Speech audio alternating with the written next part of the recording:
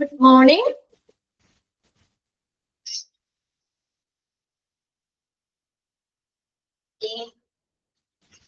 കഴിഞ്ഞ ക്ലാസ് നമ്മൾ എവിടെയൊക്കെ പറഞ്ഞ ലേബർ റൂം ആയിരുന്നു നോക്കിക്കൊണ്ടിരുന്നേ അല്ലേ? അതിനകത്ത് ഫസ്റ്റ് സെക്കൻഡ് പോയിന്റ് ഞാനിപ്പോ ഷെയർ ചെയ്തിട്ടേക്കുന്ന ആ സ്ക്രീനിൽ നോക്കി അല്ലേ? 2 പോയിന്റ്സ് കഴിഞ്ഞില്ലേ അതിനകത്ത്? ലേബർ വാർഡ് പ്രോട്ടോകോൾസ് എന്ന് പറഞ്ഞ ഫസ്റ്റും സെക്കൻഡും കഴിഞ്ഞില്ലേ? നെക്സ്റ്റ് അല്ലേ നമുക്ക് നോക്കട്ടെ. നോക്കിയേ, നെക്സ്റ്റ് വരുന്ന നോക്കിയേ. Labor table is one of the crucial tools and equipments used in the delivery room. നമുക്ക് ഈ ലേബർ റൂമില് ഡെലിവറി റൂമില് നമ്മൾ കുറെ ടൂൾസുകളൊക്കെ ഉപയോഗിക്കുന്നുണ്ട് അല്ലെ?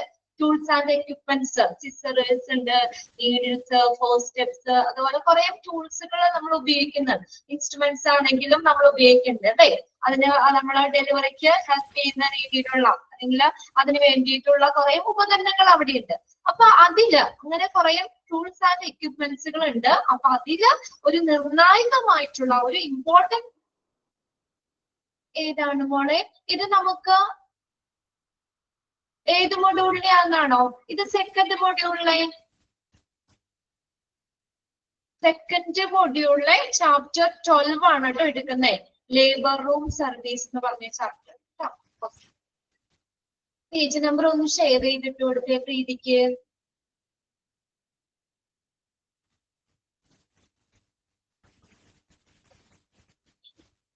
73 കേട്ടോ പ്രീതി. അപ്പൊ നോക്കിയേ, നമ്മള് അപ്പൊ ലേബർ റൂമില് കുറെ ടൂൾസ് ആൻഡ് എക്യുപ്മെന്റ്സ് ഒക്കെ ഉപയോഗിക്കുന്നുണ്ട് അല്ലെ? അപ്പൊ അതില് നമുക്ക് ലേബർ ടേബിൾ എന്ന് പറയുന്നത് വളരെയധികം നിർണായകമായിട്ടുള്ള, അത് വളരെയധികം ഇമ്പോർട്ടന്റ് ആയിട്ടുള്ള ഒരു ടൂളാണ് നമ്മുടെ ലേബർ ടേബിൾ എന്ന് പറയുന്നത്. ഇസ് ക്രൂഷ്യൽ എന്ന് പറഞ്ഞാൽ എന്താ? നിർണായകമാണ്. ലേബർ ടേബിൾ എന്ന് പറയുന്നത് നമുക്ക് ലേബർ റൂമിൽ ഉപയോഗിക്കുന്ന ടൂൾസ് ആൻഡ് എക്യുപ്മെന്റ്സുകളിൽ വെച്ച് ഏറ്റവും ഒരു നിർണായകമായിട്ടുള്ള കാര്യമാണ് ഇത് ലേബർ ടേബിൾ എന്ന് പറയുന്നത്. നമ്മുടെ ലേബർ റൂമിലൊക്കെ കയറിയിട്ടുള്ളവർക്ക് അറിയാം അല്ലെ? സാധാരണ നമ്മുടെ ടേബിൾ പോലെയാണോ അത് ലേബർ ടേബിൾ ഇരിക്കുന്നേ? ഒത്തിരി വ്യത്യാസം ഉണ്ടല്ലേ? നമുക്കത് പൊക്കി വെക്കാവുന്ന രീതിയിൽ, പിന്നെ കാലുകളൊക്കെ വെക്കാവുന്ന രീതിയിൽ അല്ലെ? നമ്മൾ ആ ടേബിളിന്റെ സൈഡിൽ ഇങ്ങനെ ഒരു സ്റ്റാൻഡ് പോലെ അല്ലെ, 2 സ്റ്റാൻഡ് പോലെ കാല് വെക്കാവുന്ന രീതിയിൽ, പിന്നെ അങ്ങനെ ഒത്തിരി പ്രത്യേകതകൾ ഉണ്ടല്ലേ? നിങ്ങൾ ഗൂഗിളിലൊക്കെ ഒന്ന് കയറി നോക്കിക്കഴിഞ്ഞാൽ അതിന്റെ പിക്ചർ കിട്ടും കാണാത്തവരാണെങ്കിൽ കേട്ടോ. ലേബർ ടേബിള് ഡെലിവറി ഒക്കെ കഴിഞ്ഞവർക്ക് അറിയാൻ പറ്റും എന്തായാലും. അപ്പൊ എന്തായാലും നമ്മുടെ സാധാരണ ടേബിൾ പോലെയല്ല അവിടെ ഇരിക്കുന്നത് ലേബർ ടേബിള്. അത് നമ്മുടെ ലേബർ റൂമിൽ ഉപയോഗിക്കുന്ന ടൂൾസ് ആൻഡ് എക്യുപ്മെന്റ്സിൽ വളരെയധികം പ്രാധാന്യമുള്ളതാണ് ലേബർ ടേബിൾ. അതായത് സാധാരണ ഒരു ടേബിളിൽ കിടന്നുകൊണ്ട് ഡെലിവറി എടുക്കുക എന്ന് പറഞ്ഞാൽ ബുദ്ധിമുട്ടുള്ള കാര്യമില്ലേ? ഇതെന്ന് പറഞ്ഞാൽ അപ്പോൾ ഡെലിവറിക്ക് പാകത്തിന് അതിൻ്റെതായ ഫെസിലിറ്റികൾ കാര്യങ്ങളൊക്കെ ആ ടേബിളിൽ ഉണ്ട്. അതാണ് ലേബർ ടേബിൾ എന്ന് പറയുന്നത് കേട്ടോ. ഓക്കെ, പിന്നെ അത് കൂടാതെ ലേബർ റൂമിൽ ഉപയോഗിക്കുന്ന കുറച്ച് ടൂൾസ് ആണ് ഇവിടെ, എക്യുപ്മെന്റ്സ് ആണ് ഇവിടെ കൊടുത്തേക്കുന്നത്. ഓക്കെ, ഫസ്റ്റ് വൺ ഏത് കൊടുത്തേക്കുന്നത്? Radiant warmer. റേഡിയന്റ് വാർമർ അത് എന്തിനാന്ന് ചോദിച്ചാൽ നമുക്ക് കുട്ടിയിലെ ന്യൂബോൺ ബേബി ആ കുട്ടിയുടെ ബോഡി ടെമ്പറേച്ചർ നിലനിർത്താൻ വേണ്ടി ഉപയോഗിക്കുന്ന ഒരു ഉപകരണമാണ് റേഡിയന്റ് വാർമർ എന്ന് പറയുന്നത്. കുഞ്ഞിന്റെ ബോഡി ടെമ്പറേച്ചർ നിലനിർത്താൻ വേണ്ടി ഉപയോഗിക്കുന്ന ഒരു എക്യുപ്മെന്റ് ആണ് radiant warmer. To maintain the body temperature of newborns.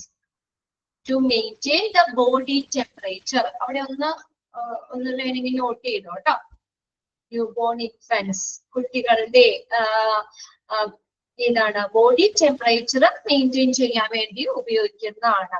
അല്ലെങ്കിൽ ബോഡി ടെമ്പറേച്ചർ നിലനിർത്തുന്നതിന് വേണ്ടി ഇത്ര പർട്ടിക്കുലർ ടെമ്പറേച്ചർ വേണമല്ലോ. അപ്പൊ ആ ടെമ്പറേച്ചർ നിലനിർത്താൻ വേണ്ടി ഉപയോഗിക്കുന്ന ഒരു ഇൻസ്ട്രുമെന്റ് ആണ്, ഉപകരണമാണ് ഏത്? റേഡിയന്റ് വാർമർ എന്ന് പറയുന്നത്. നെക്സ്റ്റ് ആണ് സ്റ്റെറിലൈസർ. സ്റ്റെറിലൈസർ ഒക്കെ നമ്മൾ CSST പഠിച്ചാണ് അല്ലെ? എന്തിനാ? എക്യുപ്മെന്റ്സുകൾ സ്റ്റെറിലൈസ് ചെയ്തെടുക്കാൻ വേണ്ടിയിട്ട് എന്താ ഒരു സ്റ്റെറിലൈസർ വേണം. പിന്നെ അടുത്ത് നോക്കിയേ, ഫീറ്റൽ ഡോപ്ലർ. ഫീറ്റൽ ഡോപ്ലർ എന്ന് പറഞ്ഞാൽ നമുക്ക് കുഞ്ഞിന്റെ ഹാർട്ട് ബീറ്റ് നോക്കുന്ന ഒരു ഉപകരണമാണ് കേട്ടോ. ഒന്ന് എഴുതി വെച്ചോ കേട്ടോ അവിടെ. ഹാർട്ട് ബീറ്റ് നോക്കാനായിട്ട് കുഞ്ഞിന്റെ ഹൃദയമിടിപ്പ് ഓരോ ഇഞ്ചിലും ഹാർട്ട് ബീറ്റ് ചെക്ക് ചെയ്യാൻ വേണ്ടിയിട്ട് ഉപയോഗിക്കുന്ന ഒരു ഉപകരണമാണ് ഫീറ്റൽ ഡോപ്ലർ എന്ന് പറയുന്നത്. ഓക്കെ, നെക്സ്റ്റ് നോക്കിയേ, ഫീറ്റൽ ടോക്കോകാർഡിയോഗ്രാഫ്.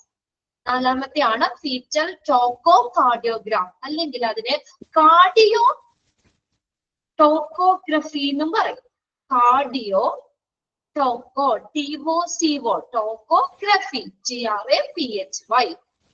ഫീറ്റൽ ടോക്കോകാർഡിയോഗ്രാഫ് അല്ലെങ്കിൽ കാർഡിയോ ടോക്കോഗ്രഫി എന്ന് പറഞ്ഞു കഴിഞ്ഞാല് നമുക്ക് ഇപ്പൊ കുട്ടിയുടെയൊക്കെ നമുക്ക് എന്താ ഹാർട്ട് ബീറ്റും പിന്നെ അതുപോലെ തന്നെ നമുക്ക് ആ ഒരു എന്താ പറയാ യൂട്രൈന്റെ ആ കൺട്രാക്ഷനും കാര്യങ്ങളും ഒക്കെ നമുക്ക് എന്താ അറിയാൻ പറ്റുന്ന, അല്ലെങ്കിൽ അത് മെഷർ ചെയ്യുന്നതാണ്.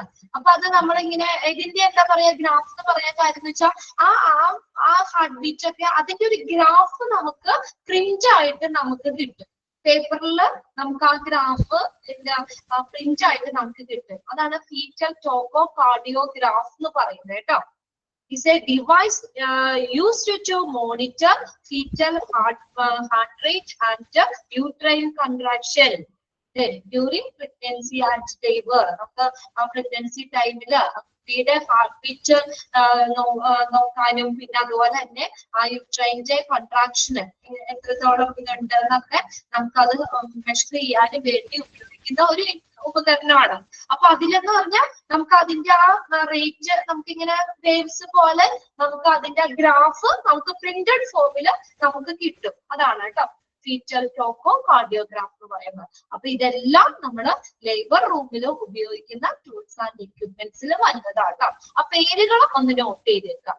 റേഡിയന്റ് വാർമർ എന്ന് പറഞ്ഞു കഴിഞ്ഞാല് ബോഡി ടെമ്പറേച്ചർ മെയിൻറ്റെയിൻ ചെയ്യാൻ വേണ്ടി, കുട്ടിയുടെ ബോഡി ടെമ്പറേച്ചർ മെയിൻറ്റെയിൻ ചെയ്യാൻ വേണ്ടി ഉപയോഗിക്കുന്ന ഒരു ഉപകരണമാണ് റേഡിയന്റ് വാർമർ. പിന്നെ സ്റ്റെറിലൈസർ അറിയാലോ, സ്റ്റെറിലൈസ് ചെയ്യാൻ വേണ്ടിയിട്ട്. പിന്നെ അടുത്ത ഫീറ്റൽ ഡോപ്ലർ എന്ന് പറഞ്ഞു കഴിഞ്ഞാല് നമുക്ക് ആ കൊച്ചിന്റെ ആ ഹാർട്ട് ബീറ്റ് അത് നോക്കാൻ വേണ്ടിയിട്ടുള്ള ഒരു ഉപകരണമാണ്. സൗണ്ട് വേവ്സ് ഉപയോഗിച്ചുകൊണ്ട് ഹാർട്ട് ബീറ്റ് ഒക്കെ ചെക്ക് ചെയ്യുന്നു. ഹാർട്ട് ബീറ്റ് ചെക്ക് ചെയ്യാൻ വേണ്ടി ഉപയോഗിക്കുന്നതാണ് ഫീറ്റൽ ഡോപ്ലർ. ഫീറ്റൽ ടോക്കോകാർഡിയോഗ്രാഫ് എന്ന് പറഞ്ഞ ഈ യൂട്രൈന്റെ കൺട്രാക്ഷൻ കുട്ടിയുടെ ഹാർട്ട് റേറ്റ് ഒക്കെ നമുക്ക് ഒരു ഗ്രാഫില് നമുക്ക് അതായത് അതിനറിയുകയും ചെയ്യാം. നമുക്ക് അതിന്റെ ഒരു ഗ്രാഫ് പ്രിന്റഡ് ഫോമില് നമുക്ക് കിട്ടും. അതാണ് കേട്ടോ. Okay, these tools and the accessories need to be cleaned. ഇപ്പൊ ഇവിടെ ഉപയോഗിക്കുന്ന ടൂൾസ് അതിന് ബന്ധപ്പെട്ട ഉപകരണങ്ങളൊക്കെ എങ്ങനെയായിരിക്കണം? അവിടെ ക്ലീൻ ആയിരിക്കണം, അല്ലെ? നല്ല ക്ലീൻ ആയിരിക്കണം. സെറ്റ് അസൈഡ് എന്ന് വെച്ചാൽ അടുത്ത് തന്നെ അതിനോട് ചേർത്ത് തന്നെ വെക്കണം. വേറെ എവിടെയെങ്കിലും കൊണ്ടുവന്ന് വെക്കാൻ പറ്റുമോ? ഇതൊക്കെ എന്ന് പറഞ്ഞാൽ എപ്പോഴും നമുക്ക് മോണിറ്റർ ചെയ്യാനൊക്കെ വേണ്ടിയിട്ടുള്ളതല്ലേ. അപ്പൊ അതുകൊണ്ട് നമുക്ക് അതിനോട് ചേർന്ന് തന്നെ വെക്കണം. അടുത്ത റൂമിലോ അല്ലെങ്കിൽ വേറെ എവിടെയെങ്കിലും കൊണ്ടുവന്ന് വെക്കാൻ പാടില്ല. ലേബർ റൂമില് നമ്മുടെ കൈയെത്തുന്ന ദൂരത്ത് തന്നെ അത് അതിനോട് ചേർത്ത് തന്നെ വെക്കണം. And dried after each use, ഓരോ ഉപയോഗശേഷവും എന്ത് ചെയ്യണം? അത് ഡ്രൈ ചെയ്ത് ഉണങ്ങി നമ്മള് സൂക്ഷിക്കണം. അതായത് അങ്ങനെ തന്നെ വെക്കാൻ പാടില്ല. അത് ഓരോ പ്രാവശ്യം ഓരോ ഡെലിവറിക്കും നമ്മൾ അല്ലെങ്കിൽ അത് ഉപയോഗിച്ചതിന് ശേഷം എന്ത് ചെയ്യണം? അത് ഡ്രൈ ചെയ്ത് തന്നെ സൂക്ഷിക്കണം.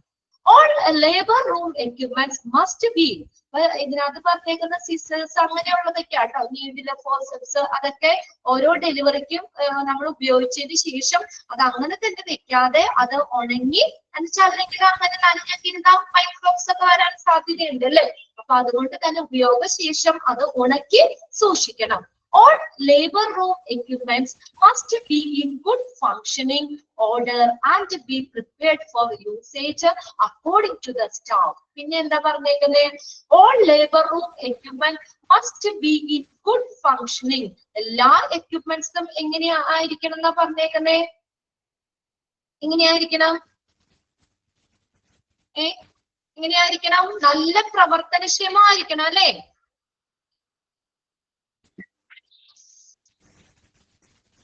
എങ്ങനെയായിരിക്കണം? നല്ല പ്രവർത്തനക്ഷമമായിരിക്കണം. നമുക്ക് അല്ലാതെ വർക്ക് ചെയ്യാത്ത കണ്ടീഷനിലോ അങ്ങനെ എന്തെങ്കിലും പറ്റുമോ? അങ്ങനെയൊക്കെ ഇരുന്നാ നമുക്ക് ആവശ്യത്തിന് ഉപയോഗിക്കാൻ പറ്റുമല്ലോ. അപ്പൊ അവിടെ ഉപയോഗിക്കുന്ന equipments, all labour room equipment must be in good functioning, നല്ല പ്രവർത്തനക്ഷമമായിരിക്കണം. Functioning order and be prepared for usage according to the staff. എന്താ പറഞ്ഞേക്കുന്നത്? സ്റ്റാഫിന്റെ ഉപയോഗത്തിനനുസരിച്ച് അത് ഉപയോഗിക്കാൻ പാകത്തിന് അത് പ്രവർത്തനക്ഷമമായിരിക്കണം. അതായത് എല്ലാ സമയത്തും ഒരു കേടുകളൊന്നും വരാത്ത രീതിയിൽ എപ്പോഴും നല്ല ഒരു വർക്കിംഗ് കണ്ടീഷനിലായിരിക്കണം. ഏത് സമയത്തും നമുക്ക് ആ സ്റ്റാഫിനെ ഉപയോഗിക്കുന്ന ഒരു കണ്ടീഷനിൽ ആയിരിക്കണം. ക്ലിയർ ആയോ അത്? All labor equipment must be in good functioning order and be prepared for usage according to staff. ആ സ്റ്റാഫിന്റെ അനുസരിച്ച് എപ്പോഴാണ് അവർക്ക് ആവശ്യം വരുന്നത്, അല്ലെങ്കിൽ എപ്പോഴും എടുക്കുന്ന ആ സ്റ്റാഫിന്റെ ഉപയോഗത്തിനനുസരിച്ച്, അവരുടെ ആവശ്യത്തിനനുസരിച്ച് ഉപയോഗിക്കാൻ വേണ്ടി എല്ലാ എക്യുപ്മെന്റ്സും എപ്പോഴും തയ്യാറായിരിക്കണം. ഓക്കെ, ഇനി അടുത്തത് നോക്കിയേ, മെഷേഴ്സ് ടു മെയിൻറ്റെയിൻ സേഫ്റ്റി. ഇനി നമുക്ക് ആ സേഫ്റ്റി മെയിൻറ്റെയിൻ ചെയ്യാൻ എന്തൊക്കെ മെഷേഴ്സ്, നടപടിക്രമങ്ങളാണ് നമുക്ക് കൊണ്ടുവരാൻ പറ്റുന്നത്? ഇനി എന്തൊക്കെ നടപടിക്രമങ്ങളാണ്? Measures to maintain safety. First one, ഇവിടെ കുറച്ച് പോയിന്റ്സ് ആയിട്ട് തന്നേക്കണേ. Okay, standard safety procedure must be followed by all medical staff. ഒന്നാമത്തെ പോയിന്റ് എന്താ? നമുക്ക് സേഫ്റ്റി മെയിൻറ്റെയിൻ ചെയ്യാനായിട്ട് എന്തൊക്കെ കാര്യങ്ങളാണ് നമുക്ക് ചെയ്യാൻ പറ്റുന്നത്? ഫസ്റ്റ് നോക്കിയേ, standard safety procedure must be followed by all medical staff. എല്ലാ മെഡിക്കൽ സ്റ്റാഫും എന്ത് ഫോളോ ചെയ്യണം? Safety procedure. അപ്പൊ നമ്മൾ പഠിച്ചില്ലേ കുറെ അവരുടെ സ്റ്റാഫിന്റെ സേഫ്റ്റിക്ക് വേണ്ടിയിട്ടൊക്കെ എന്തൊക്കെ കാര്യങ്ങളൊക്കെ ചെയ്യാൻ പറ്റും അല്ലേ? അപ്പൊ അവരൊക്കെ പ്രോപ്പർ ആയിട്ട് എക്യുപ്മെന്റ്സ് ധരിക്കുക, ഗൗൺസ് ധരിക്കുക അല്ലെ, ഗ്ലൗസുകൾ ധരിക്കുക, മാസ്ക് ധരിക്കുക, അങ്ങനെയുള്ള കുറെ കാര്യങ്ങളുണ്ട് അല്ലെ. അപ്പൊ അവർക്കിടെ ആ safety procedure, standard safety procedure എല്ലാ മെഡിക്കൽ സ്റ്റാഫും ഫോളോ ചെയ്യണം. ഒരാളോ രണ്ടോ ആളോ അത് ഫോളോ ചെയ്താൽ മതിയോ? സേഫ്റ്റിക്ക് വേണ്ടിയിട്ട് എല്ലാവരും അത് ഫോളോ ചെയ്യണം. Okay, standard safety procedure must be followed by all medical staff. Next, നോക്കിയേ second point.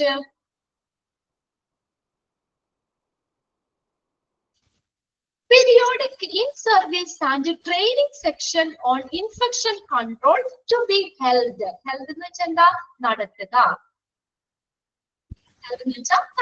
എന്താ നോക്കിയേ, periodic in service and training section on infection control to be held. അപ്പൊ ഇൻഫെക്ഷനെ ഒക്കെ കൺട്രോൾ ചെയ്യാൻ വേണ്ടിയിട്ടുള്ള നമുക്ക് ട്രെയിനിങ് സെക്ഷൻസ്, ട്രെയിനിങ്ങുകള്, കാര്യങ്ങള്, ഇൻ സർവീസ് പ്രോഗ്രാമുകളൊക്കെ എന്ത് ചെയ്യണം? നടത്തണം. അപ്പൊ സ്റ്റാഫിനാണെങ്കിലും കുറച്ചും കൂടിയൊക്കെ അവയർനെസ് കിട്ടൂലേ? ഇൻഫെക്ഷനെ കൺട്രോൾ ചെയ്യാൻ എന്തൊക്കെ കാര്യങ്ങൾ ചെയ്യാം, അല്ലെങ്കിൽ അതിന് വേണ്ടിയിട്ട് അവർക്ക് പ്രത്യേകം ട്രെയിനിങ്ങുകളൊക്കെ കൊടുക്കുകയാണെങ്കിൽ എന്താ, നമുക്ക് ആ കുറെ ഇൻഫെക്ഷൻ ഒക്കെ കൺട്രോൾ ചെയ്യാൻ പറ്റും അല്ലെ. അപ്പൊ അങ്ങനെയുള്ള പ്രോഗ്രാമുകള്, അങ്ങനെയുള്ള ട്രെയിനിങ് സെക്ഷനുകള്, ഇൻ സർവീസ് പ്രോഗ്രാംസ് ഒക്കെ ഇടയ്ക്കിടയ്ക്ക് പീരിയോഡിക് ആയിട്ട് ഇടയ്ക്കിടയ്ക്ക് നടത്തണം. ക്ലിയർ ആവുന്നുണ്ടോ പോയിന്റ്സ്? ഓക്കെ, അടുത്ത നോക്കിയ മൂന്നാമത്തെ പോയിന്റിൽ എന്താ പറഞ്ഞേക്കുന്നത്? The clothing on would should be sanitary and clean. Clothing on എന്ന് വെച്ചാൽ എന്താ? ധരിക്കുന്ന വസ്ത്രം. അവിടെ സ്റ്റാഫുകളൊക്കെ ധരിക്കുന്ന വസ്ത്രം, അല്ലെങ്കിൽ പേഷ്യൻസിനാണെങ്കിലും അവർക്ക് പ്രത്യേകം ഡ്രസ് ഉണ്ട് അല്ലെ, ഇതൊക്കെ നോർമൽ ഡ്രസ് അല്ലേ ഇരിക്കുന്നത്. അപ്പൊ അവര് ധരിക്കുന്ന വസ്ത്രം എങ്ങനെയായിരിക്കണം? Should be sanitary and clean അല്ലെ, നല്ല ശുചിത്വവും നല്ല വൃത്തിയുള്ളതുമായിരിക്കണം. The clothing on should be sanitary and clean. അടുത്ത നോക്കിയേ, PPE has to be accessible. PPE എന്താ? Expanded form. PPE പഠിച്ചിട്ടുണ്ടല്ലോ നിങ്ങള്. PPE പഠിച്ചിട്ടുണ്ടല്ലോ. എന്താണ് PPE?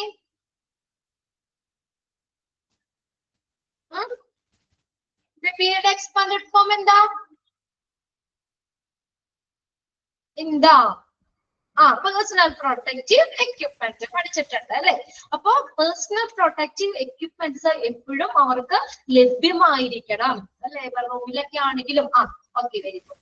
അപ്പൊ ലേബർ റൂമിലൊക്കെ ആണെങ്കിലും അവര് നോർമൽ ഡ്രസ് മാത്രമല്ലല്ലോ, അവർക്കുള്ള പ്രൊട്ടക്ഷന് വേണ്ടിയിട്ട് നമുക്ക് എന്താണ് PPE ധരിക്കണം അല്ലെ, personal protective equipments. Personal protective equipment അത് എപ്പോഴും അവർക്ക് ലഭ്യമായിരിക്കണം. PPE has to be accessible, അവർക്ക് എന്താണ് ലഭ്യമായിരിക്കണം. നെക്സ്റ്റ് നോക്കിയേ, training for employees on general and particular practices.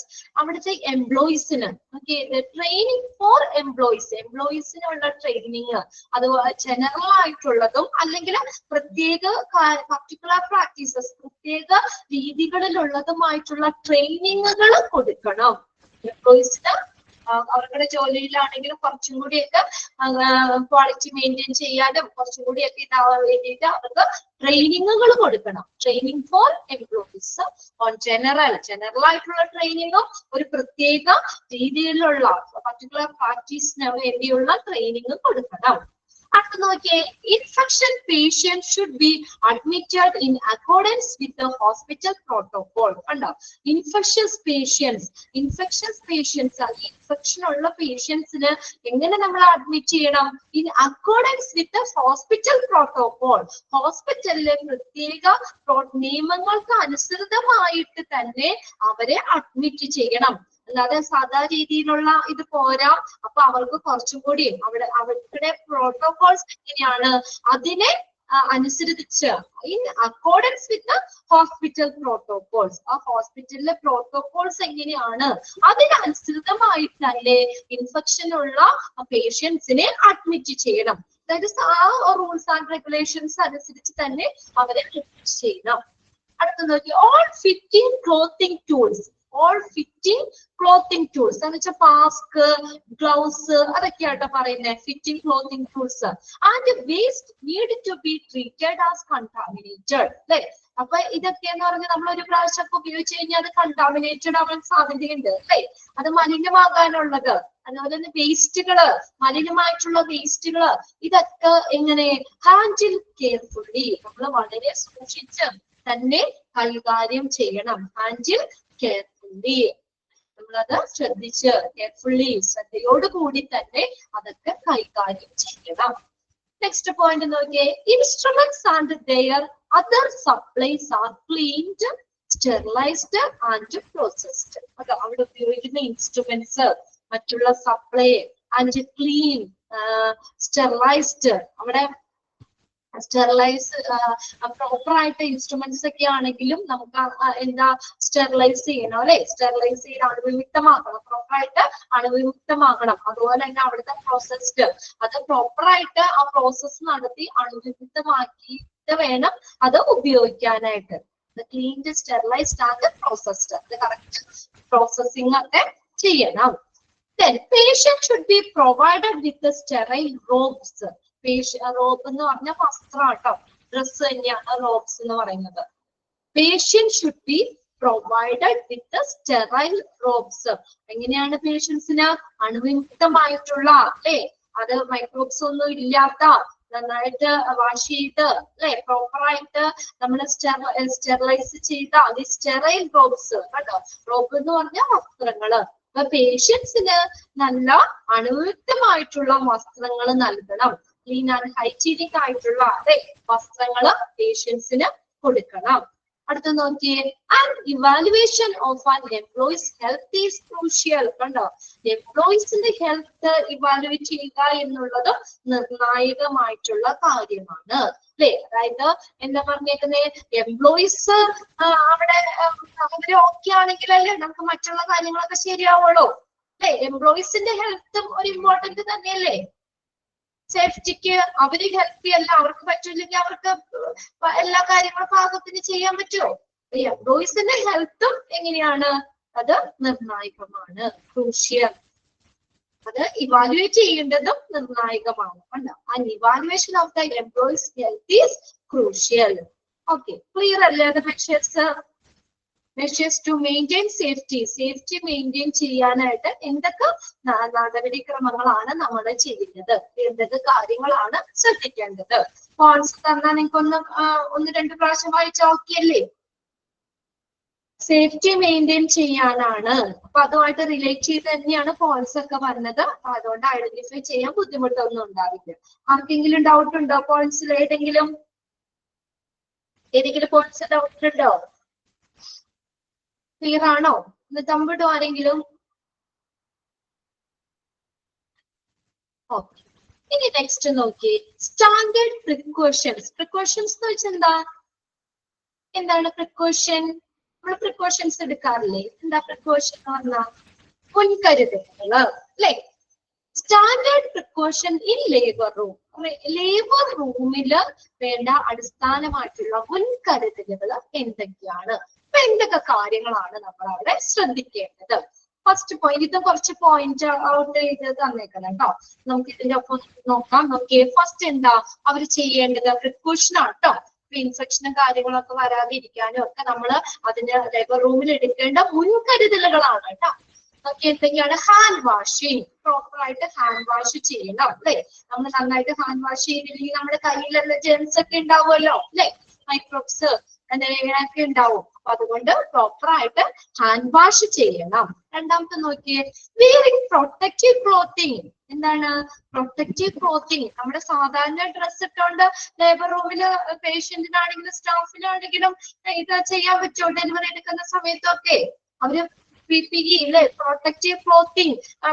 വേറെ ഡ്രസ് അല്ലേ? പേഷ്യൻസിനും വേറെ ഡ്രസ്, സ്റ്റാഫ് ആണെങ്കിലും അല്ലെ അവര് വേറൊരു ഗൗൺ ഒക്കെ ഇട്ട് ഗ്ലൗസ് ഒക്കെ ധരിച്ച് മാസ്ക് ഒക്കെ വെച്ച് അങ്ങനെ എന്താ പറയാ പ്രൊട്ടക്റ്റീവ് ക്ലോത്തിങ് ധരിക്കണം. അതും ഒരു പ്രിക്കോഷൻ ആണ് കേട്ടോ, ഒരു മുൻകരുതലാണ്. ഇൻഫെക്ഷൻ ഒക്കെ ഇങ്ങനെ വരാതിരിക്കാനും ഒക്കെ ഉള്ള ഒരു മുൻകരുതലാണ് വെയറിംഗ് പ്രൊട്ടക്റ്റീവ് ക്ലോത്തിങ്. നെക്സ്റ്റ് നോക്കിയേ, proper disposal of biomedical waste. Biomedical waste proper ആയിട്ട് ഡിസ്പോസ് ചെയ്യണം, നിർമ്മാർജ്ജനം ചെയ്യണം. എന്താ ബയോമെഡിക്കൽ വേസ്റ്റ്? നിങ്ങൾ പഠിച്ച ആ ചാപ്റ്റർ ബയോമെഡിക്കൽ വേസ്റ്റ് മാനേജ്മെന്റ് ഒക്കെ? ബയോമെഡിക്കൽ വേസ്റ്റ് പഠിച്ചല്ലേ? നീഡിൽസ്, സിറിഞ്ചസ്, കണ്ടാമിനേറ്റഡ് ആയിട്ടുള്ള മെഡിക്കൽ സപ്ലൈസ്, ഇതൊക്കെ ബയോമെഡിക്കൽ വേസ്റ്റിൽ വരുന്നതാണ് അല്ലെ? അപ്പൊ ഇങ്ങനെ ആ വേസ്റ്റുകള് പ്രോപ്പർ ആയിട്ട് എന്ത് ചെയ്യണം? അത് ഡിസ്പോസ് ചെയ്യണം.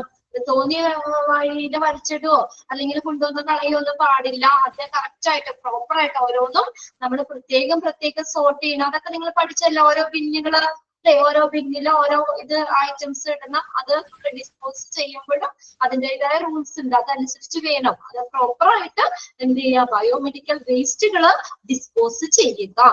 അടുത്ത് നോക്കിയേ, proper handling of sharp objectives.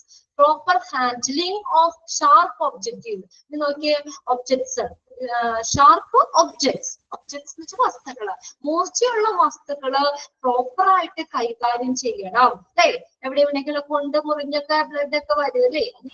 ഉണ്ടാക്കാൻ ചാൻസ് ഉണ്ട്. അപ്പൊ അങ്ങനെ ആ ഷാർപ്പ് ഒബ്ജക്ട്സ്, മൂർച്ചയേറിയ വസ്തുക്കള് പ്രോപ്പർ ആയിട്ട് തന്നെ ഹാൻഡിൽ ചെയ്യണം.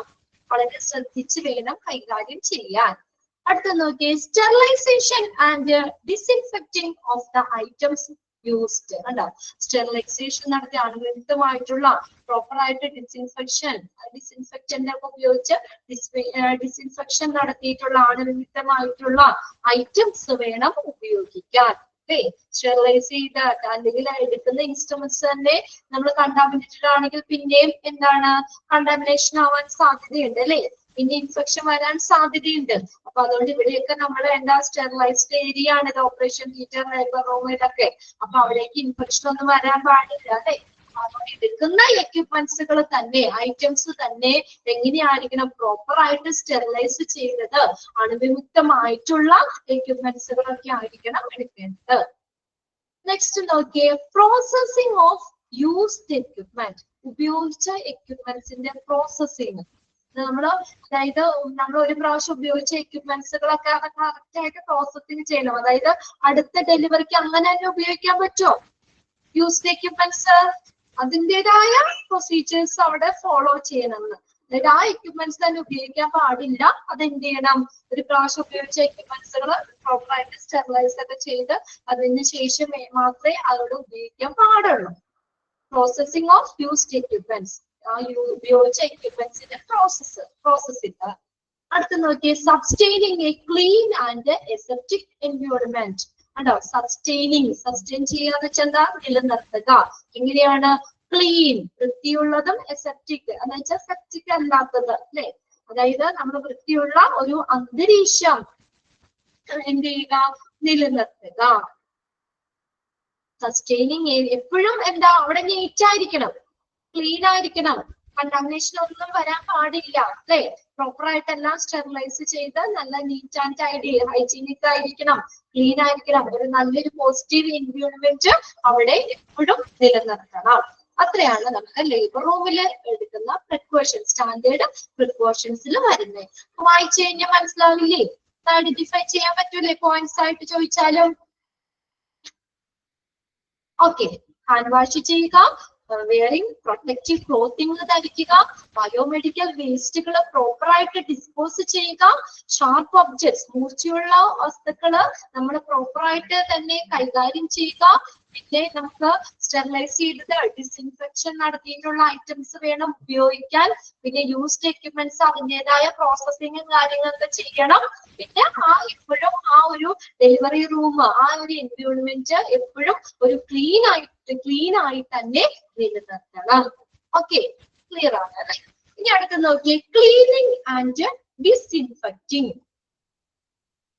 Cleaning and disinfecting. ക്ലീനിങ് നമ്മൾ ഇനി വൃത്തിയാക്കല്, ഡിസ്ഇൻഫെക്ഷൻ നടത്തുന്ന അതിന്റെ ഇതൊക്കെയാണ് പറഞ്ഞേക്കുന്നത് കേട്ടോ. Cleaning and ഡിസ്ഇൻഫെക്റ്റിംഗ്.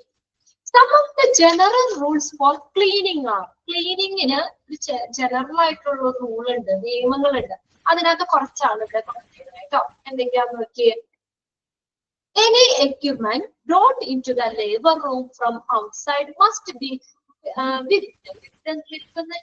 തുടയ്ക്കുക and cleaned. അപ്പോ നമ്മൾ ഈ ലേബർ റൂമിലേക്ക് കൊണ്ടുവരുന്ന എക്യുപ്മെന്റ്സുകൾ ഔട്ട്സൈഡിൽ നിന്ന്, പുറമേ നിന്നും ലേബർ റൂമിലേക്ക് കൊണ്ടുവരുന്ന എക്യുപ്മെന്റ്സ് എങ്ങനെ വേണം?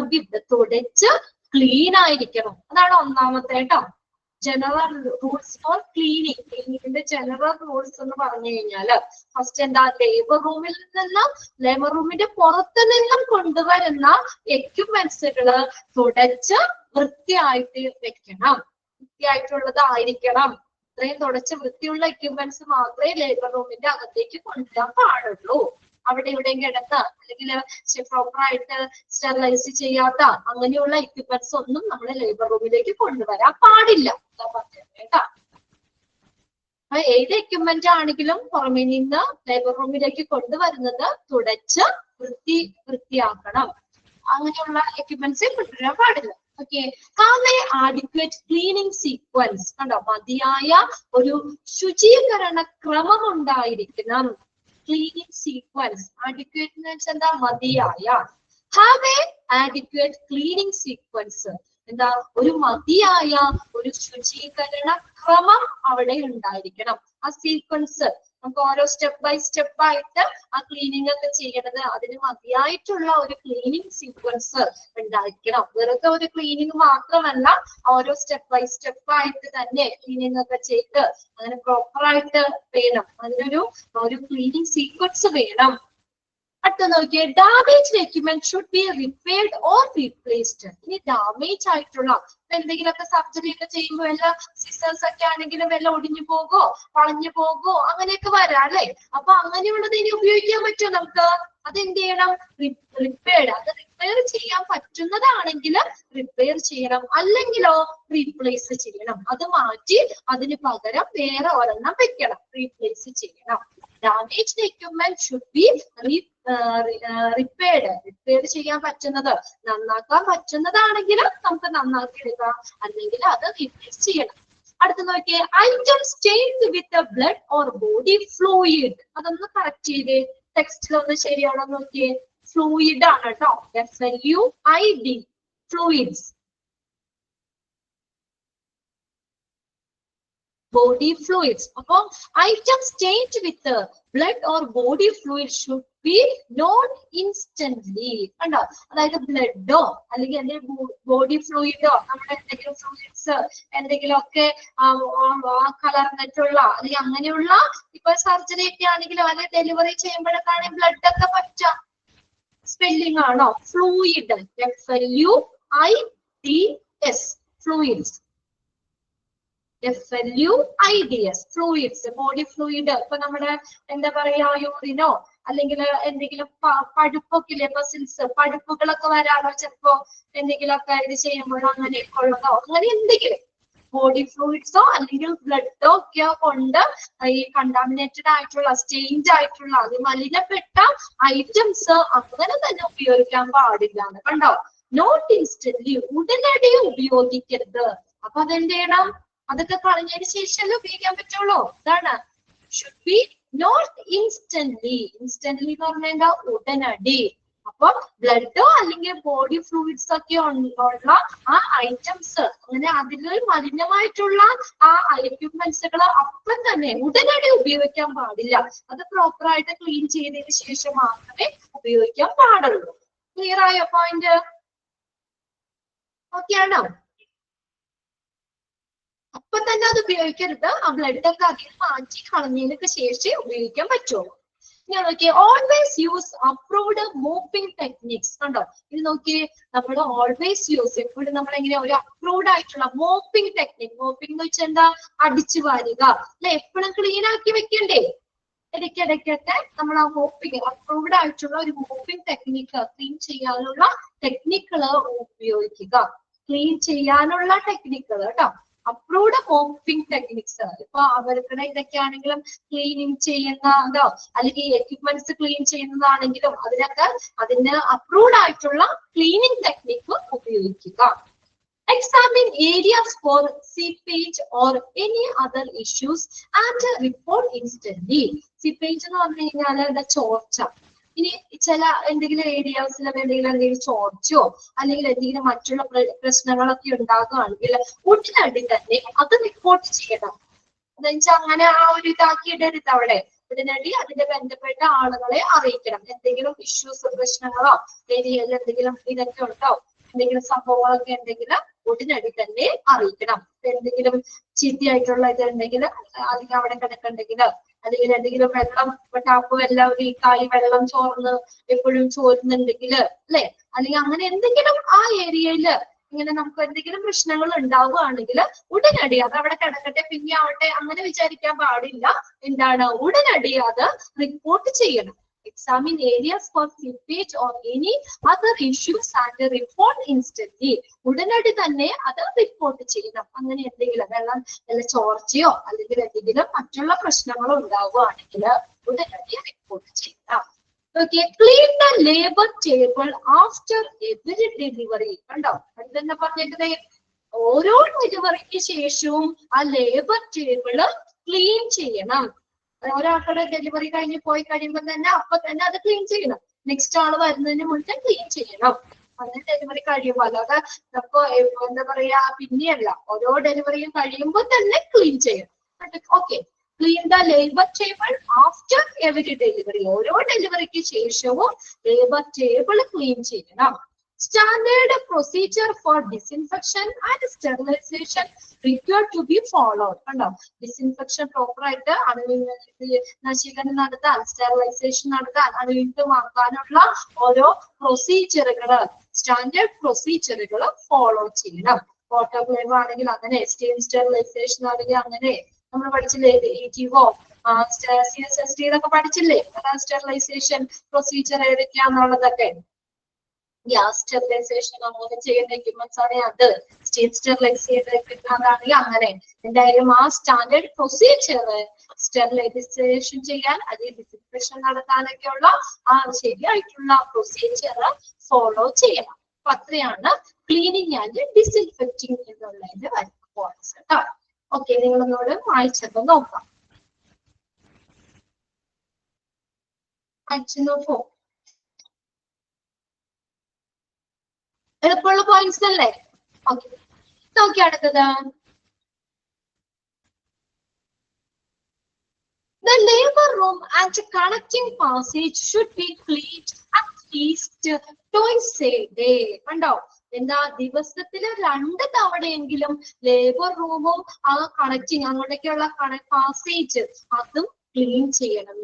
ഒരു പ്രാവശ്യം പോരാ, ഇങ്ങനെയാ അറ്റ്ലീസ്റ്റ് ട്വൈസ് എ ഡേ, 2 പ്രാവശ്യമെങ്കിലും. എപ്പോഴും ആളുകൾ അങ്ങോട്ടും ഇങ്ങോട്ടും എന്താ നടക്കുന്നതും പിന്നെ ലേബർ ഡെലിവറി കഴിഞ്ഞ അഴുക്കോ അല്ലെങ്കിൽ അങ്ങനെയൊക്കെ വരാൻ ചാൻസ് ഉണ്ട് അല്ലെ.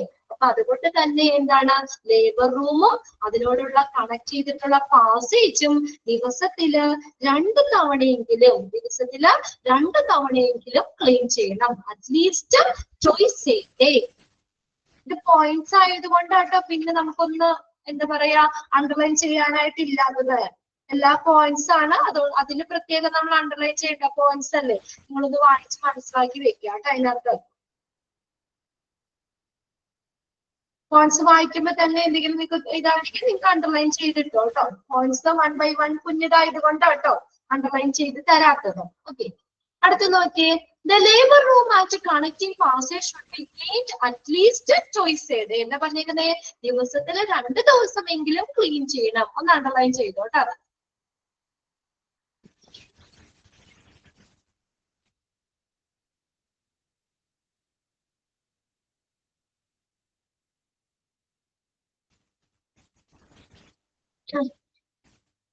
അടുത്ത് നോക്കിയേ. Soiled area and cleaning of spillage should be done at the earliest time possible. നോക്കിയേ, നമ്മള് എന്തെങ്കിലും സോയിൽഡ് ഏരിയ, സോയിൽഡ് എന്ന് വെച്ചാൽ മലിനമായിട്ടുള്ള ഏരിയ, അഴുക്കായിട്ടുള്ള മറ്റുമായിട്ടുള്ള ഏരിയ, ക്ലീനിങ് ഓഫ് സ്പില്ലേജ്, എന്തെങ്കിലും സ്പില്ലേജ് ചോർച്ചയോ കാര്യങ്ങളോ ഒക്കെ ഉണ്ടെങ്കിൽ അങ്ങനെയുള്ളതൊക്കെ നമ്മള് പിന്നീട് വെക്കാതെ എത്രയും പെട്ടെന്ന് തന്നെ അത് സാധ്യമായ ഏറ്റവും പെട്ടെന്ന് തന്നെ അത് ചെയ്യണം. എത്രയും വേഗം ചെയ്യാൻ പറ്റുന്നോ അത്രയും വേഗം അത് ക്ലീൻ ചെയ്യണം, അല്ലെങ്കിൽ അത് ശരിയാക്കണം. Okay, should be done at least at the earliest time possible. ഏറ്റവും സാധ്യമായിട്ടുള്ള ഏറ്റവും പെട്ടെന്ന് തന്നെ ചെയ്യണം. A detailed wash down the labor room must be done at least twice a month. ശ്രദ്ധിച്ചേ, a detailed wash കണ്ടോ, വാഷ് ഡൗൺ. അതായത് ഇപ്പൊ നമ്മള് എന്താ പറഞ്ഞേക്കാൾ സാധാരണ രീതിയിൽ നമ്മള് ദിവസത്തിന് നമ്മള് 2 തവണയെങ്കിലും ലേബർ റൂമും കണക്റ്റിംഗ് പാസേജും ക്ലീൻ ചെയ്യണമെന്ന് പറഞ്ഞു. ഇനി ഡീപ് ക്ലീനിങ് ഇല്ലേ, അതാണ് ഡീറ്റെയിൽഡ് വാഷ് ഡൗൺ.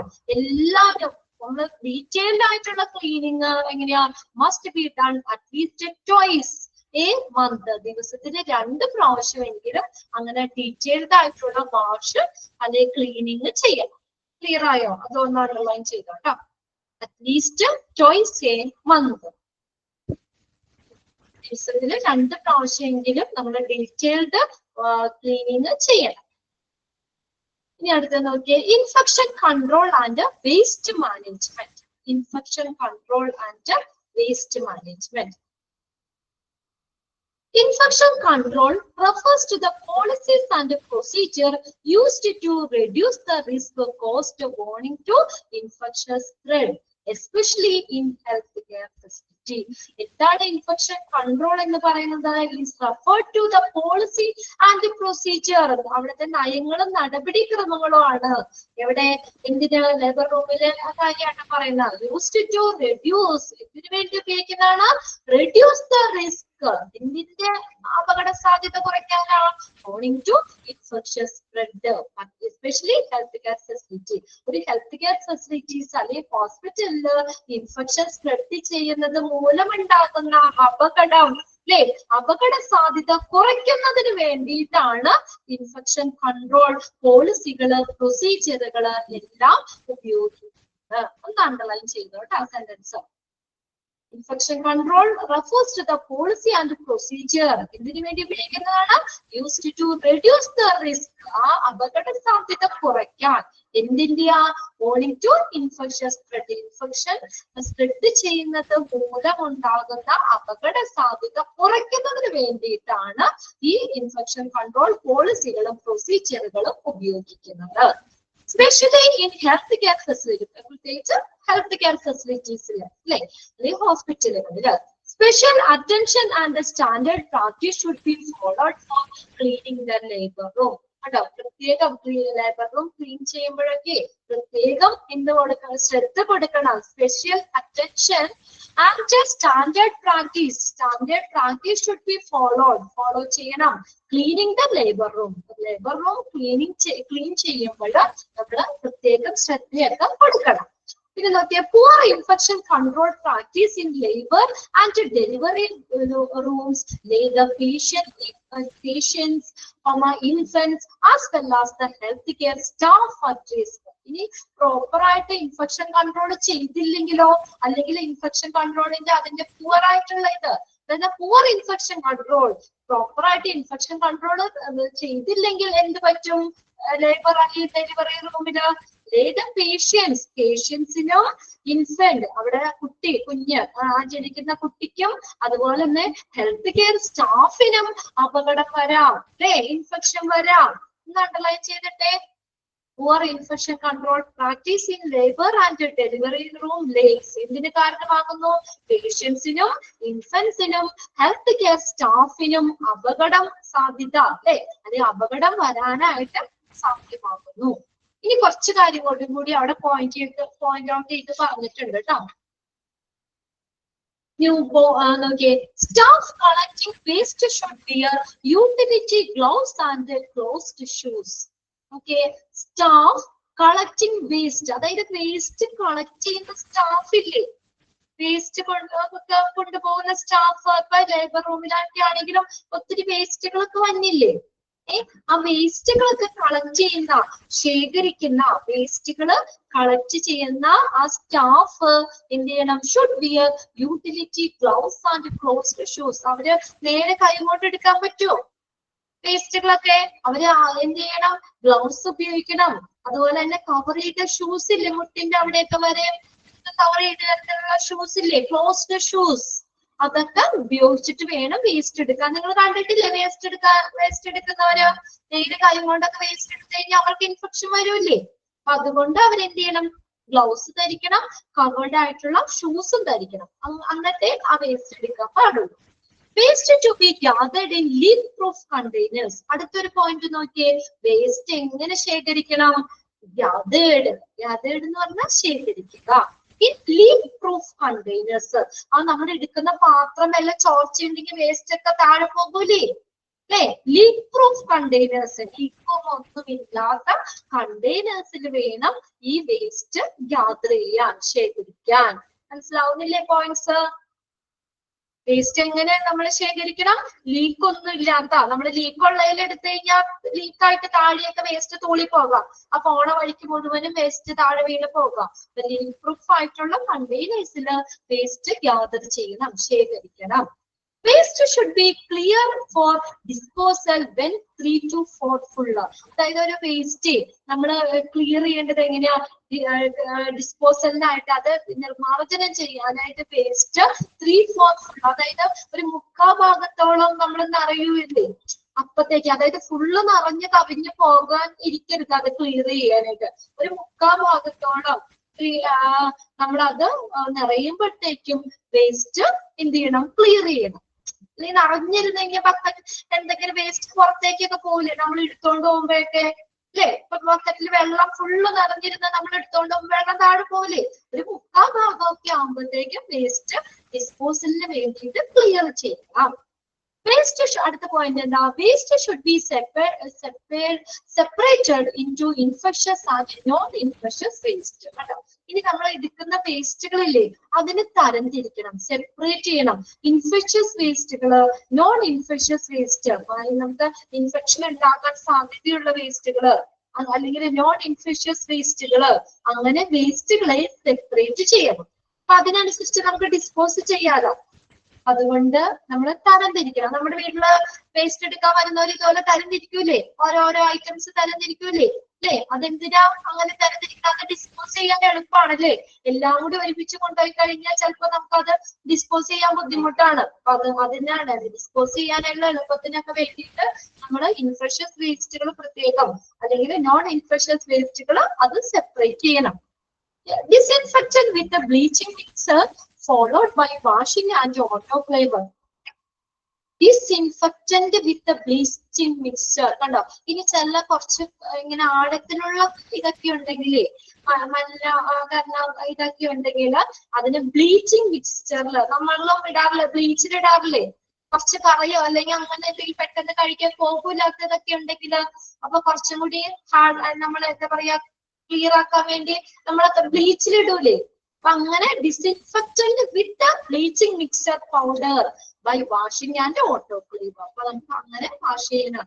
ഈ ഓട്ടോക്ലേവ് അതിലൊക്കെ നമ്മള് എന്താ ആ ബ്ലീച്ചിങ് മിക്സ്ചർ ഇടാം. അതായത് എല്ലാത്തിനും വേണമെന്നില്ല, നമുക്ക് അങ്ങനെ ബ്ലീച്ചിലൊക്കെ ഇടണ്ടേ, അങ്ങനെ ഡിസ്ഇൻഫെക്ഷൻ നടത്തേണ്ടതാണെങ്കിൽ അത് അങ്ങനെ ആ ഒരു ഇത് നമുക്ക് ഫോളോ ചെയ്യാം. Next, biomedical waste management standard procedure must be followed. കണ്ടോ, biomedical waste management standard procedure. Biomedical waste പഠിച്ചില്ലേ, അതിന് ഓരോന്നിനും നമ്മൾ വേർതിരിക്കണം. Segregation, collection, storage, transportation and disposal. അവിടെ പല സ്റ്റെപ്പ് ഇല്ലേ, ഒറ്റയടിക്ക് വേസ്റ്റ് നമ്മൾ ഇത് ചെയ്യല്ലോ, ഡിസ്പോസ് ചെയ്യല്ലോ. അപ്പൊ അങ്ങനെയുള്ള ബയോമെഡിക്കൽ മാനേജ്മെന്റ് സ്റ്റാൻഡേർഡ് പ്രൊസീജിയറുകള് തീർച്ചയായിട്ടും ഫോളോ ചെയ്യണം, പിന്തുടരണം.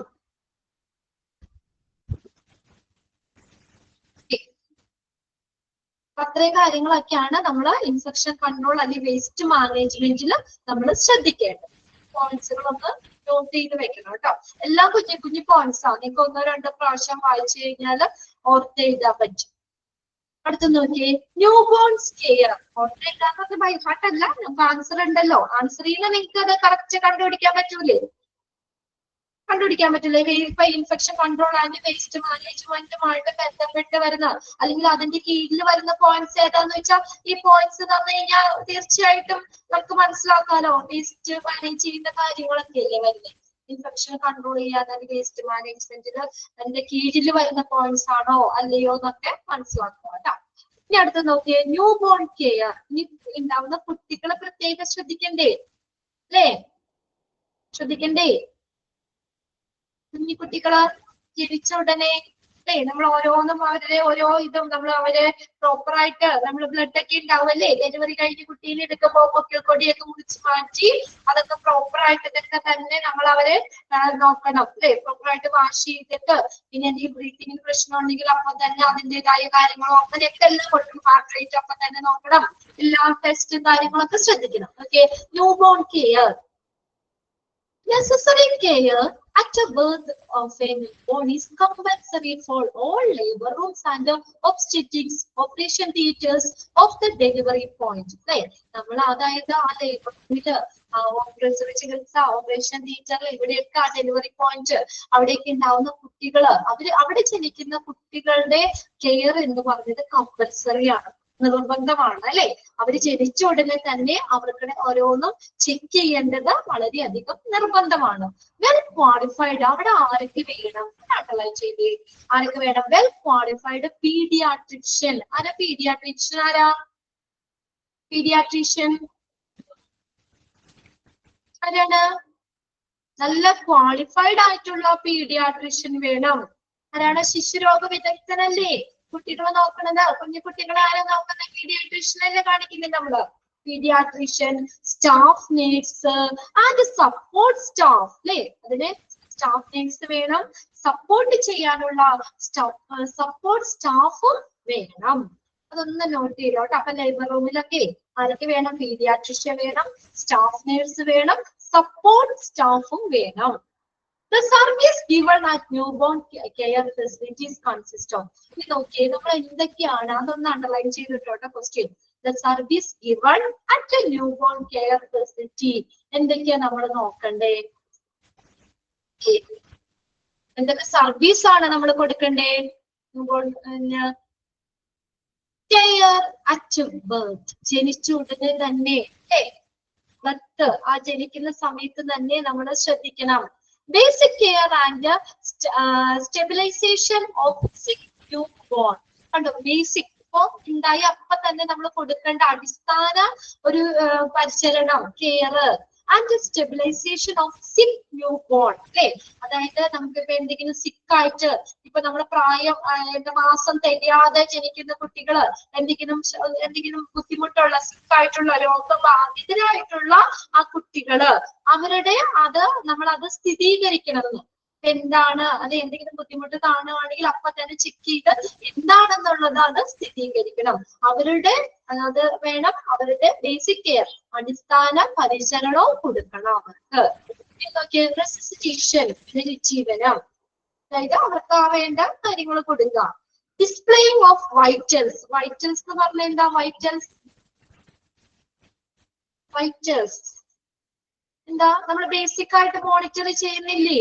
വെയിറ്റ്, BP അങ്ങനെയുള്ളതൊക്കെ അല്ലേ? ടെമ്പറേച്ചർ അങ്ങനെയൊക്കെ ബേസിക് ആയിട്ട് മോണിറ്റർ ചെയ്യുന്നതാണ് കേട്ടോ. Body temperature, pulse, BP, weight ഇതൊക്കെ ഉണ്ടായ കുട്ടികൾ അപ്പൊ തന്നെ നമ്മളോട് പറയില്ലേ കുട്ടിക്ക് ഇത്ര കിലോ വെയിറ്റ് ഉണ്ട് എന്നൊക്കെ, എത്ര വെയിറ്റ് എന്നൊക്കെ അപ്പൊ തന്നെ അവര് നോക്കൂലേ? അത് പ്രദർശിപ്പിക്കണം. Displaying of vitals. ഇല്ലേ, നിങ്ങൾ ഡെലിവറി ഒക്കെ കഴിഞ്ഞപ്പോ കൊച്ചിന്റെ വെയിറ്റ് ഒക്കെ അപ്പൊ തന്നെ പറഞ്ഞില്ലായിരുന്നോ? എത്ര? 3 കിലോ, 3.2 അല്ലെ, 200 എത്ര വെയിറ്റ് എന്ന് വെച്ചാൽ അതൊക്കെ അപ്പൊ തന്നെ അവർ നോക്കും. അത് BP നോക്കും, പൾസ് റേറ്റ് നോക്കും, ടെമ്പറേച്ചർ ഇങ്ങനെയുള്ള അടിസ്ഥാനമായി നമ്മൾ നോക്കും. ബേസിക് ആയിട്ട് മോണിറ്റർ ചെയ്യുന്നതാണ് വൈറ്റൽ എന്ന് പറയുന്നത് കേട്ടോ. അത് നോക്കും. ഇമ്മ്യൂണൈസേഷൻ സർവീസ്, പ്രതിരോധ കുത്തിവെപ്പ് സേവനങ്ങൾ അത് വേണം അല്ലെ. ജനിച്ച ഉടനെ തന്നെ കുത്തിവെപ്പ്, അത് അങ്ങനെ നമുക്ക് അതിന്റെ ഇമ്മ്യൂണൈസേഷൻ സർവീസുകള് അത്. ചെക്ക് ഫോർ എനി ഇൻബോർൺ ഇറഗുലാരിറ്റി, ജന്മനാ എന്തെങ്കിലും വൈകല്യം ഉണ്ടോ എന്നുള്ളത് ചെക്ക് ചെയ്യും. ഇപ്പൊ കേൾവി ഇതൊക്കെ ടെസ്റ്റ് ചെയ്യൂലേ ജനിച്ചു കഴിയുമ്പോ തന്നെ. നമുക്ക് എന്തെങ്കിലും എന്നിട്ട് അതിന്റെ ട്രീറ്റ്മെന്റ് അപ്പൊ തന്നെ കൊടുക്കുകയാണെങ്കിൽ നമുക്ക് ഒരു പരിധി വരെയൊക്കെ മാറാം. അപ്പൊ ജനിച്ച ഉടനെ തന്നെ കണ്ടോ, ചെക്ക് ഫോർ എനി ഇൻബോർൺ ഇറഗുലാരിറ്റി, ജന്മനാ തന്നെ എന്തെങ്കിലും വൈകല്യങ്ങളൊക്കെ ഉണ്ടോ എന്നുള്ളത് പരിശോധിക്കും. ജന്മനാ തന്നെ എന്തെങ്കിലും വൈകല്യങ്ങളൊക്കെ ഉണ്ടോ എന്നുള്ളത് പരിശോധിക്കും. Breast feeding and feeding support. Breast feeding അപ്പൊ തന്നെ കുട്ടിക്ക് പാല് കൊടുക്കൂലേ അല്ലെ? അമ്മയ്ക്ക് കുട്ടീനെ ഫീഡ് ചെയ്യാൻ അനുവദിക്കും. അത് ഫീഡിങ് സപ്പോർട്ട്, ഫീഡിങ്ങിന് സപ്പോർട്ട് കൊടുക്കും.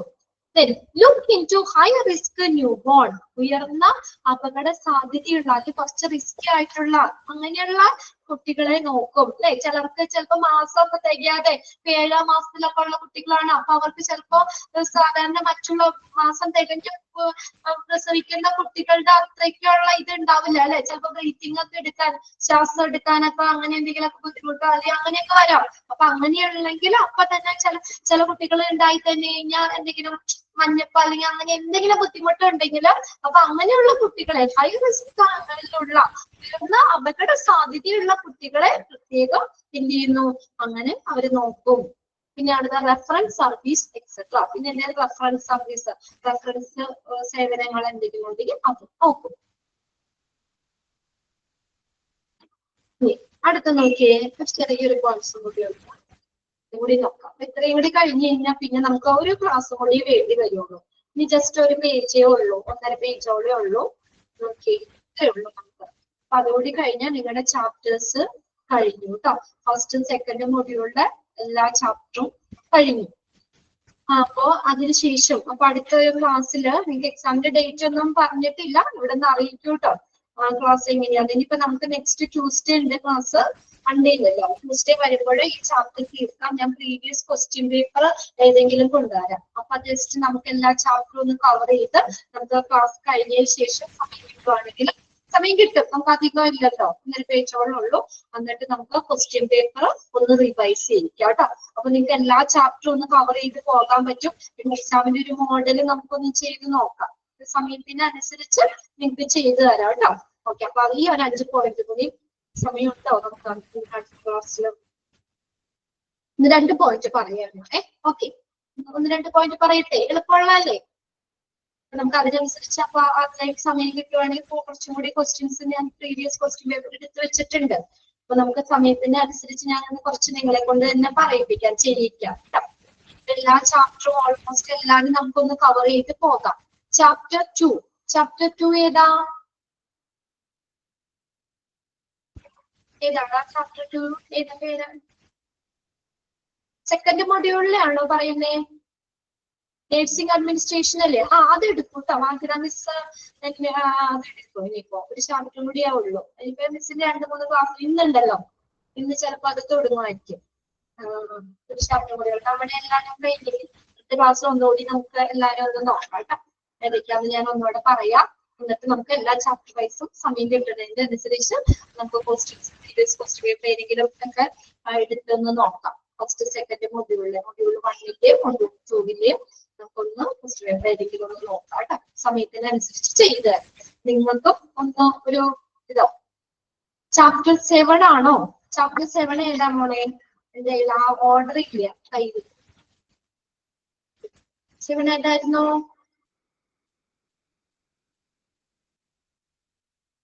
അത് ഡയറക്ടറി അല്ലേ? കഴിഞ്ഞില്ലേ? വന്ദന മിസ് എടുത്തില്ലേ ഡയറക്ടറി? കഴിഞ്ഞോ അത്? എനിക്കറിയില്ല കേട്ടോ, ഞാൻ ചോദിച്ചില്ല. കഴിഞ്ഞ ഒന്ന് ചെക്ക് ചെയ്യണം കേട്ടോ. നിങ്ങൾ എല്ലാ ചാപ്റ്ററും മൊത്തം എല്ലാ ചാപ്റ്റേഴ്സും നമ്മൾ ഡിവൈഡ് ചെയ്തെടുക്കുന്ന, അല്ലെങ്കിൽ ഒരാളെ കൊണ്ട് തന്നെ എന്തായാലും സമയത്ത് തീരാൻ പറ്റുമല്ലോ.